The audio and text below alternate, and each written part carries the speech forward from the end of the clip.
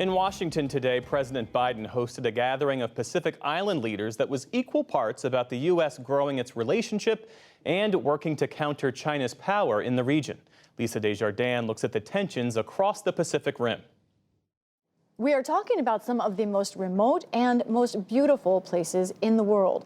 These 18 Pacific Island countries cover an area as vast as the entire continental United States, and they hold an increasingly important position on the map, potential military and economic footholds as the titans of Asia, especially China, wrestle for power.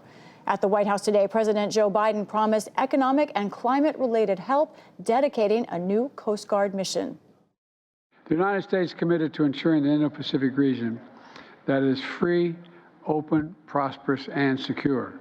We're committed to working with all the nations around this table to achieve that goal.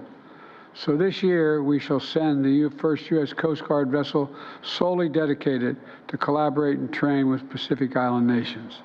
Among the many watching this closely is Zach Cooper with the American Enterprise Institute. He also served in high-level security posts during the George W. Bush administration. Zach, let's start with these nations. They're in the middle of a global climate disaster and in between two world powers. How do they see their predicament, and especially the tensions between the U.S. and China? Well, interestingly, the U.S. and China didn't really come up at all so far in the public statements. In the joint statement between the United States and these Pacific Islands, China is not mentioned once. It also didn't come up when President Biden made his opening remarks with the leader of the Cook Islands. But it's certainly in the background here because it's a concern for the United States, and it is a concern for some of the Pacific Islands that fear China's increasingly active political role in the Pacific. But I think you're right to note that at the end of the day, for a lot of these islands, what's more existential is the threat of climate change. And so that's really probably priority number one for most of them. As you said, sort of a notable lack of mention of China throughout, at least so far, this meeting. But can you talk about what does the U.S. need to do long term in this region? What's the real concern, and what does it need to be looking to do? There's several concerns from an American point of view. I think one of them is the need for military access in the Pacific.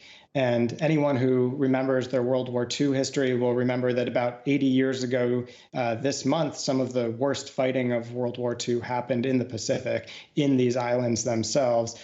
And once again, if there was a conflict in that region, those Pacific Islands and access in those islands would be critical.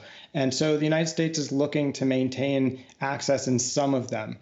This is going to require, though, not just a military commitment from the United States, but an economic and a political commitment, because what the islands themselves want is additional development assistance and a real long-term commitment from Washington. And so that's what President Biden is trying to sell on this several-day visit of the Pacific Island leaders to Washington.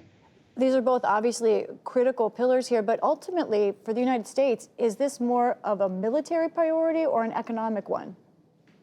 Well, let's be honest, the Pacific Islands, although they're important, are just not a giant economic generator of GDP for the United States. So at the end of the day, I think a lot of Americans are going to think about the Pacific Islands maybe from a military standpoint before they think of it from an economic standpoint.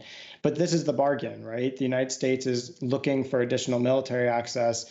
And in exchange, many of the Pacific Islands, they want additional diplomatic recognition. So the president today has recognized Cook Islands and Niue as two states for the first time. They're looking for additional economic assistance and development assistance. So the Peace Corps is re-entering the Pacific now. So in some ways, you could say this is a bargain.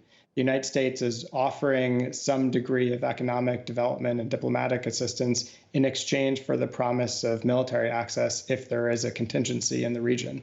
You mentioned that recognition of the Cook Islands and Niue, new signs of new relationships in this region. However, at the same time, the summit has had a couple of setbacks, namely the Solomon Islands is boycotting this.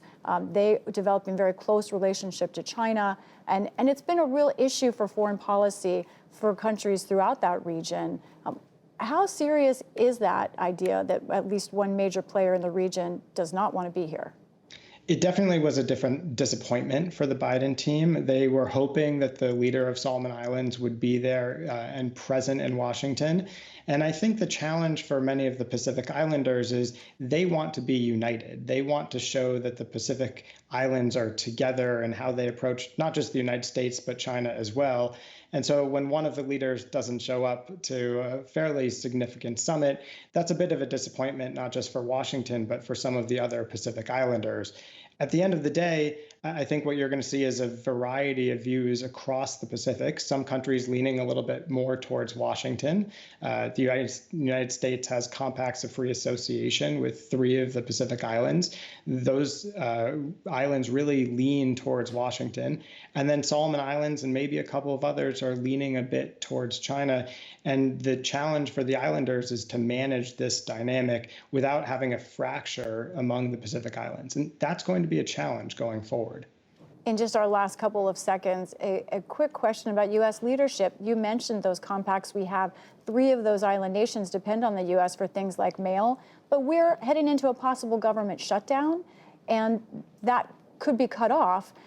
Just quickly, do you think, is there a question about U.S. government leadership and stability because of what's happening here in Washington now? Absolutely. So in May, the president had to skip meeting almost all of these leaders in Papua New Guinea because he had to worry about a debt shutdown or debt crisis. And now we're talking about a government shutdown just a couple of days after they leave. So, what many of these leaders want is sustained commitment, and this is going to be a concern for them going forward. Zach Cooper, thank you so much for joining us. Thanks for having me.